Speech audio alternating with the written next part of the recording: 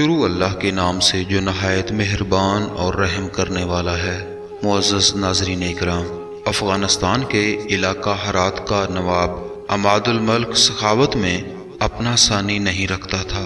اس کی رعایا اس سے بڑی خوش تھی۔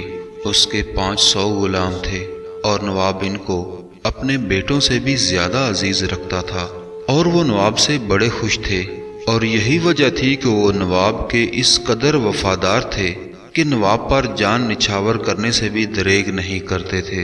نواب نے اپنے غلاموں کی گردنوں میں سونے کی تاروں سے بنے ہوئے توق بنا کر ڈالے ہوئے تھے۔ ان غلاموں کے سروں پر ہر وقت انتہائی قیمتی ٹوپیاں رہتی تھیں۔ ان کا لباس اتنا نفیس اور خوبصورت ہوتا تھا کہ ایسے لگتا تھا جیسے یہ آسمانوں سے بن کر آیا ہو۔ ان کے غلاموں کے کمر بند بھی سونے کی تاروں سے بنے ہوئے تھے۔ غرض یہ کہ ان غلاموں کی ایک علیحدہ ہی شان اور ٹھاٹھ باٹھ تھی۔ ناظرین، ایک مرتبہ کا ذکر ہے کہ یہ غلام اپنی اسی شان و شوکت کے ساتھ بازار میں سے گزر رہے تھے، اور ایک ننگ دڑنگ شخص نے صرف بدن پر لنگوٹی باندھی ہوئی تھی۔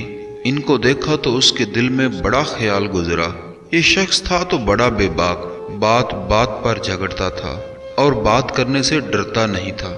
اس شخص نے جب یہ دیکھا کہ نواب عماد الملک کے غلام اس قدر ٹھاٹ باٹ سے جا رہے ہیں کہ جسم پر انتہائی قیمتی لباس ہے، اور ایک میں ہوں کہ پہننے کو کوئی کپڑا بھی نہیں، اور نہ ہی پاؤں میں جوتی ہے، اور نہ سر پر کوئی ٹوپی۔ اپنا اور غلاموں کا موازنہ کرتے ہوئے اس شخص نے آسمان کی طرف نگاہ اٹھائی اور شکوہ کرتے ہوئے بولا، اے اللہ، میرے جسم پر نہ تو کپڑا ہے اور نہ ہی کچھ کھانے کو ملتا ہے۔ عجب تنگی کے دن گزر رہے ہیں۔ تو میرا پروردگار ہے، ذرا عماد الملک سے بندہ پروری سیکھ۔ اس بات کو ایک مدت گزر گئی۔ اتفاق سے عماد الملک کا زوال شروع ہو گیا۔ بادشاہ نے کسی بات سے ناراض ہو کر عماد الملک کو جیل میں ڈال دیا اور اس کے غلاموں کو بھی قیدی بنا لیا۔ بادشاہ دراصل عماد الملک کے اس خزانے کا پتہ چلانا چاہتا تھا جو کہ بادشاہ کی دانست میں عماد الملک نے کہیں چھپا رکھا تھا۔